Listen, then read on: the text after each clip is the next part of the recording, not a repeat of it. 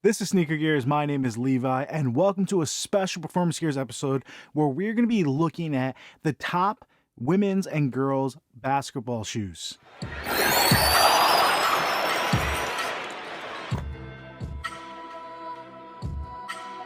Thank you for joining us today. If this is your first time, please consider subscribing to the channel. For all my female athletes out there, I will do my best, obviously, not being a woman and not being able to play in these shoes and give you an accurate perspective.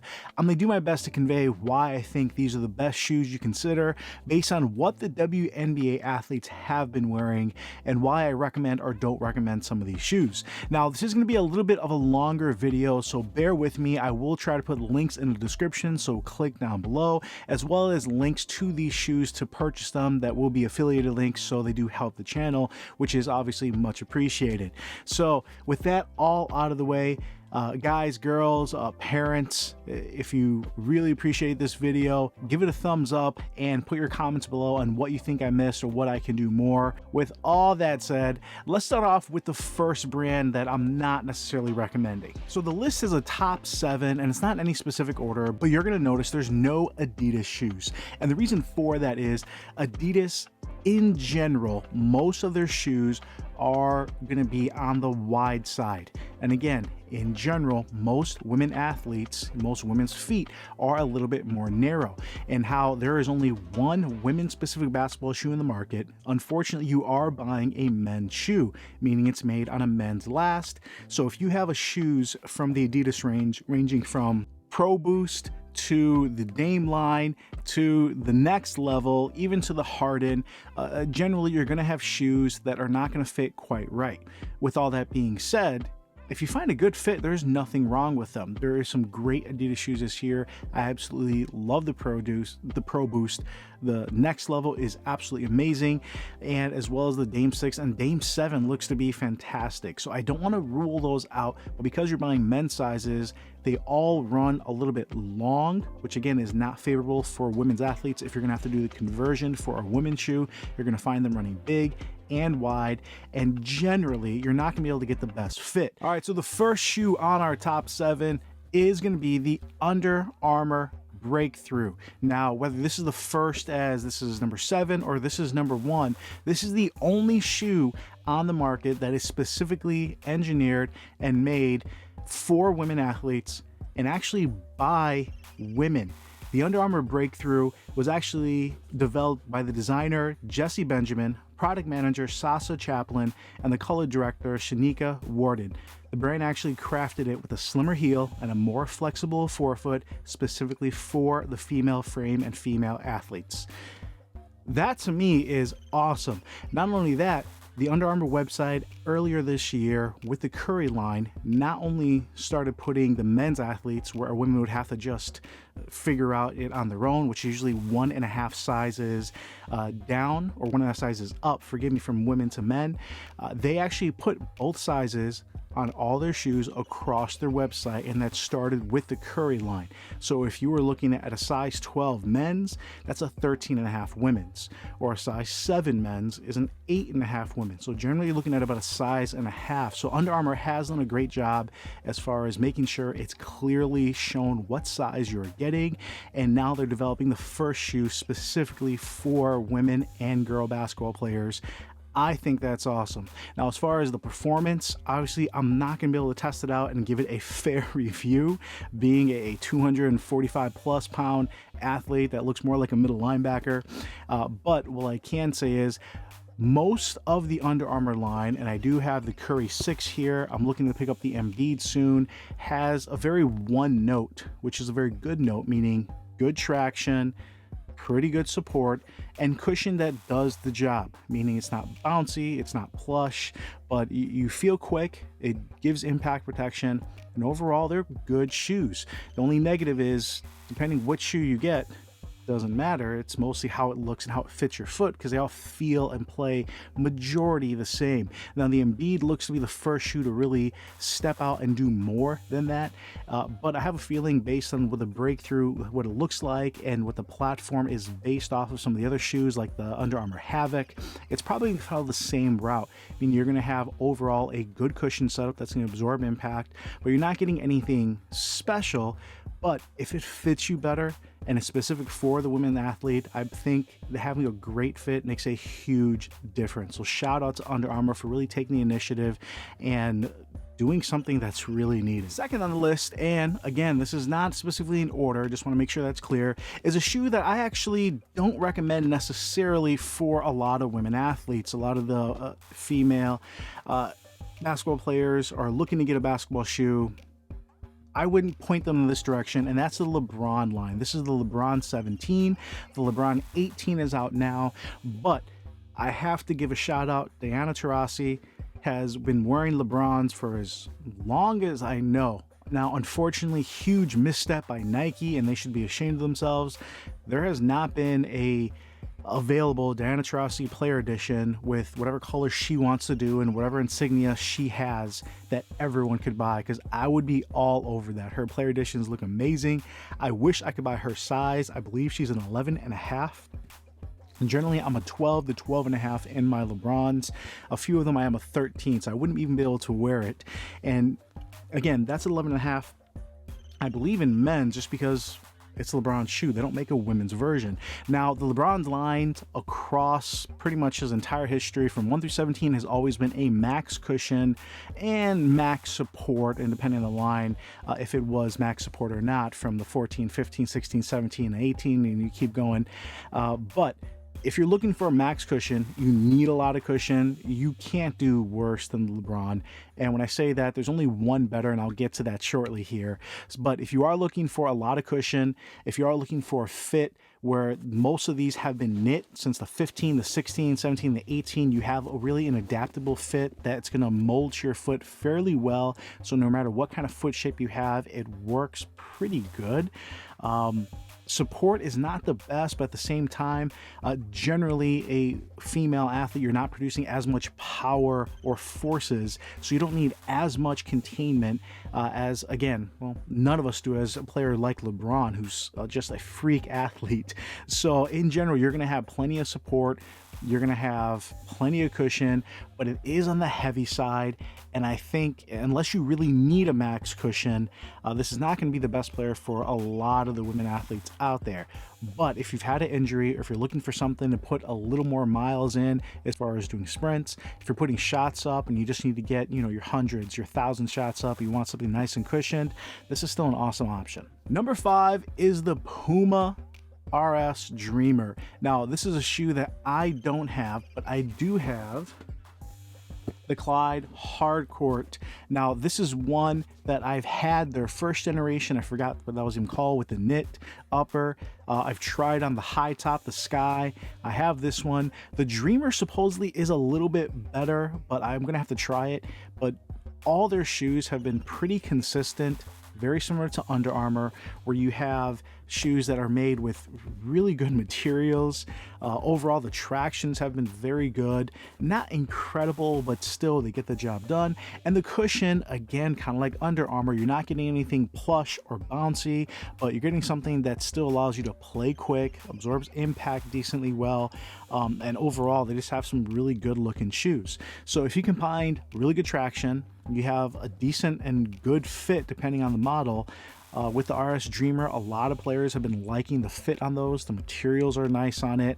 I believe the cushion is about the same on these. Maybe it's better, I'm not sure. But considering all their cushions have been very similar, I'm gonna bet it's about the same, meaning again, nothing special, but just very good all the way around. Puma made a big splash in the basketball market about 2 years ago, and they did have a big signing with Skylar Diggins-Smith, where she is now repping Puma. And if you're a women athlete and you're looking to get something that is just out of the norm, not your Nike, not your Under Armour, you can get something that's a little bit more individual that should work well. Number 4 is a shoe that I actually recommend over the Lebron series, simply because if you're looking for something cushioned, it has more cushion, it's lighter, and it's something that just works better overall as a max cushion option, and that's the BB NXT. Now, this shoe was worn by Breanna Stewart, who just killed it in the championship run, and if it's good enough for her, I mean, come on. Now, again, she is a absolute freak athlete like LeBron, 6'4" with a 7'1" wingspan. This is something that is super cushioned, super plush, even more than the LeBron. Now, you are losing a little bit of stability, so this is not necessarily going to be for your slashing guard or really quick player where you're just crossing people over. But if you are looking for something where you're running the courts, where you have a lot of footwork, you're on the post, this is something that still gets the job done with great traction, still good support. And because of that woven upper, again, even though this is a men's shoe, you're able to get a size that fits you, and it's going to mold fairly well, where even as a girl or woman athlete, and what level you're at, if you need a lot of cushion, if you're working with an injury where you need something that's going to help you, this will definitely fit the bill, the BB NXT. All right, number 3 is a shoe that I can highly recommend to pretty much any basketball player, male, female, on any level, and that's the Jordan 34. This is the signature series for the Jordan line. The 35 is already out, so that's going to essentially follow the same thing. For the women athletes out there, for all my female hoopers, maybe the 34 would be a little bit better, simply because the 35 upped the ante as far as giving it more support and stability. And again, if you're a larger athlete like Zion Williams, who's 280 pounds, you definitely need that. But I think the average hooper and more of your female athletes who are going to be lighter than your equivalent male athletes, some of the biggest athletes in the WNBA, such as Candace Parker, Breanna Stewart, are still 180 pounds or less on your bigger side, 250, 260, with Zion like 280. Just some monster athletes. And I say that because this does not have the best support, but I think for a lot of the women athletes, it has a ton of support that's still going to work absolutely amazing. Now, what makes it so special, and I think any athlete will really be able to enjoy, is this just makes you feel like you got springs under your feet. It is bouncy, it pushes you forward, it just pushes you to run faster, hustle more, you feel like you're jumping higher, and I think any hooper will appreciate that. And the reason I like this over the 35 as well is not because it has less support, which is why I maybe recommend it more, but it's lighter and it's bouncier. The 35, they actually toned down that bouncy feeling and they made it a little bit heavier. Does that make it a worse basketball shoe? No, it just depends on what you're looking for. If you need more support, then obviously go with the 35. If you think this is too bouncy, I think the 35 fixes that, because this just went off the deep end, is giving you the most zoomy zoom air you can possibly get. And I think any athlete can really enjoy that. Now, if you're not looking for a max cushion option, such as a LeBron or the BB NXT, this is also falling in that max cushion category, just very bouncy. So if you want something closer to the court that you're going to feel just really fast and grounded, where you don't want a lot of cushion, then don't get this option. But I think a lot of players will really enjoy this, and even if it's not your main shoe, it's a good complement shoe to have with maybe a shoe that is going to be closer to the court and has less cushion, and then you have this as your max cushion option. Number 2, and this is a shoe that Nike really needs to give her own PE player edition, and that is Sue Bird's Kyrie 6. Kyrie, I believe, has been a big fan of the WNBA, and I think he would absolutely be honored to have Sue Bird representing his shoe or giving her her shoe with her colorway or whatever they want to do. Sue Bird deserves it. Some of the colorways she wears are amazing, but the Kyrie 6 is a shoe that I think I recommend to almost any basketball player, as well as the 34, but even more well-rounded. This is going to be close to the court. You're going to feel quick, but it still has an entire zoom pad around the entire forefoot, so you still have that impact protection. You still feel quick, but not any of that shot coming up your body. Has an injected Phylon heel, which is still very minimal, but it's just enough where, again, you feel cushion, but you feel fast. The Kyrie line has kind of rounded outsoles, which hopefully you can see here. where it's not flat, so it allows you to feel very quick, very shifty, again, from the Kyrie line. And the traction's fantastic. This is an awesome shoe. Now, for a lot of the male athletes out there, I recommend the KD line a little bit more, simply because it has more cushion. This is something that has full length zoom, not just in the forefoot.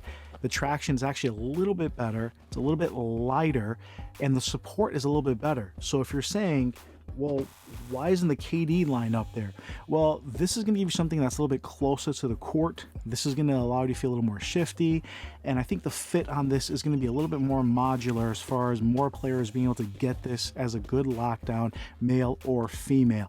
Now, again, this is running a little bit wide, so just take note of that. Again, if you're a size 8 in women, that means you're getting a 6.5 in men. If you're a size 9 in women, that's a 7.5.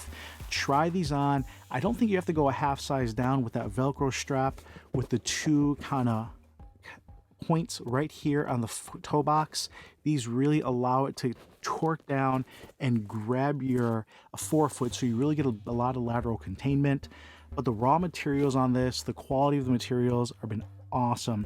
Now, the Kyrie 7 is coming out very soon, here in a few weeks, and the Kyrie 7, they already stated, is using the exact same tooling, meaning it's going to feel the same, the cushion will be the same, it has the same height, but it looks to have improved support on the upper, being a little better lockdown, and improved traction.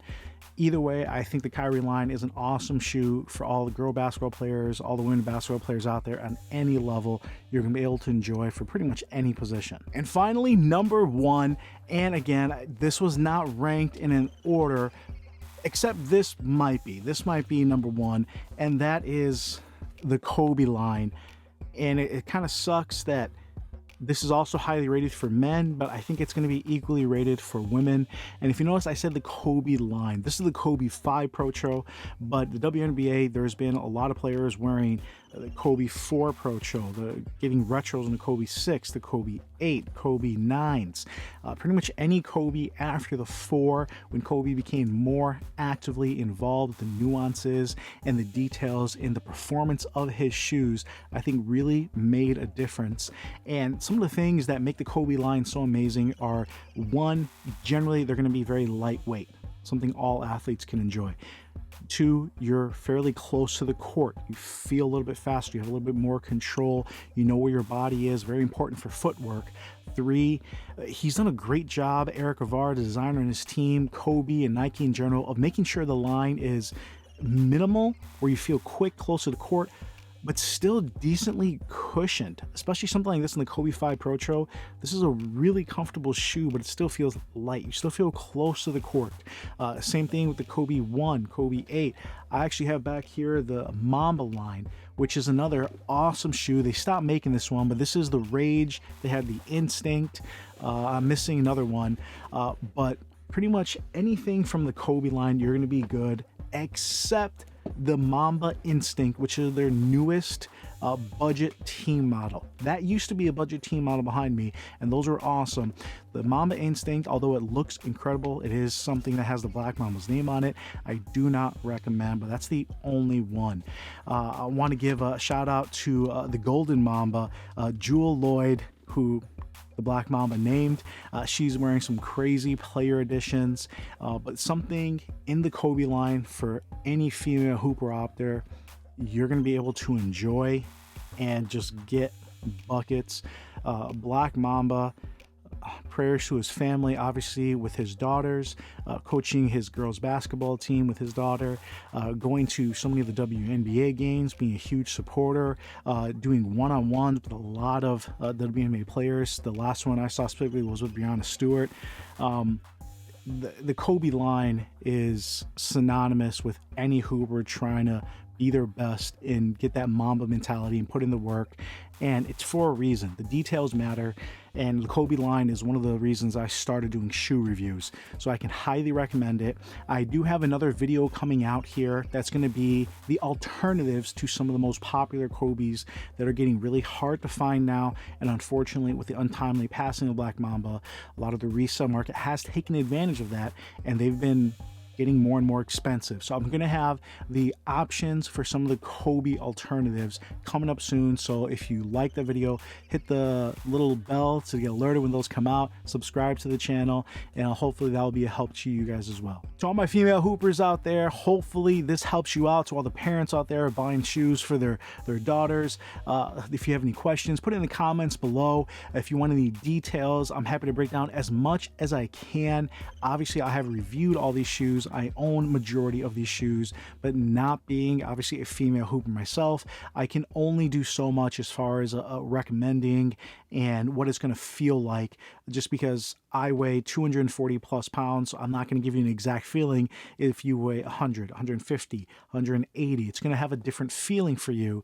But I try to do everything by comparison to give everyone a better idea. So if one shoe is more comfortable than the other, it's going to be more comfortable no matter what level of comfort you find it. So hopefully that helps you guys out a little bit. But as always, guys, girls, if you watch this video, I really appreciate you. Hopefully this was a help out. This is Levi with Sneaker Years, and I'll come at you later.